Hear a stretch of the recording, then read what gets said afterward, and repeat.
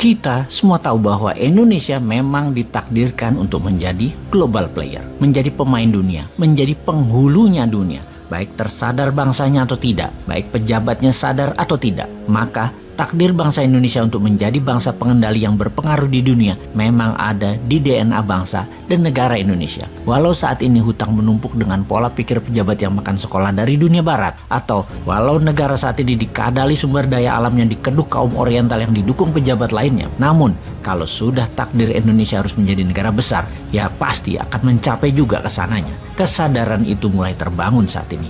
Nasionalisme mulai naik, masyarakat mulai belajar dan hati-hati memilih dan bertindak ke depannya. Kesadaran kemakmurannya bukan karena kebijakan pejabatnya, namun memang karena kepintaran alaminya yang terjadi saat ini. Walau sudah dikekang dan dibatasi kreativitasnya dengan peraturan pemerintah yang ketat, tetap membuat rakyatnya jadi kreatif dan produktif apapun caranya, karena memang DNA kita DNA juara, DNA pemain dunia, DNA global player. Kita ini bangsa survival yang bertahan di tengah bencana, di tengah masalah, dan di tengah kerusakan dengan bergantung pada kekuatan gotong royong bangsa sendiri. Kita buktikan sejarahnya bahwa tanah air kita, alamnya mengingatkan bahwa jangan main-main dengan Nusantara. Misalnya, alam meledakkan gunung berapi yang menyebabkan terjadinya Danau Toba mengguncang dunia dengan kekuatan erupsi super atau ledakan dahsyat pernah dihasilkan Gunung Toba di Sumatera Utara sekitar 74.000 tahun yang lalu. Efek ledakan tersebut membuat dunia berubah, banyak kematian terjadi, namun pastinya yang survive adalah yang terpilih yang tahan uji. Lalu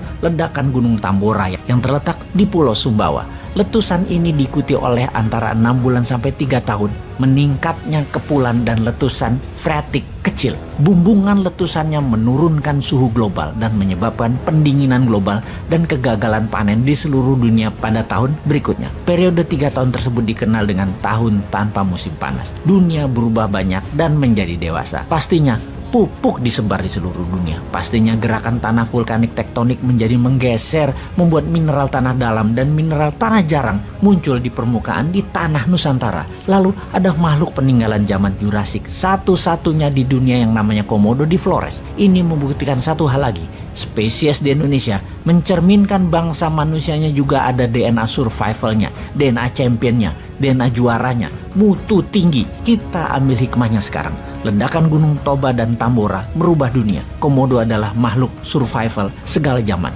Indonesia untuk menjadi pemain dunia harus menciptakan ledakan-ledakan Toba dan ledakan Tambora yang baru dengan semangat survive segala zaman yang sesungguhnya ada di DNA putra-putri bangsa Indonesia. Corona itu tidak akan bisa mengalahkan bangsa Indonesia, apalagi kalau produk lokal mendapat izin edarnya. Bahkan bisa tanpa vaksin, bahkan bisa tanpa PCR. Namun titer antibodi bangsa Indonesia tetap tinggi karena memang ramuan alaminya ada. Kekayaan alam mineral, tak perlu teknologi asing dan tergiur narasi ocehan orang asing agar dikeduk asing mineral tambangnya dengan investasi asing. Sungguh, pakai kekuatan bangsa sendiri itu bisa, sehingga bisa jadi nilai jaminan aset bangsa untuk mencetak alat bayar. Akhirul kalam, wahai sahabat New Mind, karyamu mengguncang dunia sedang dinanti karena DNA-mu adalah DNA juara. Ayo buktikan.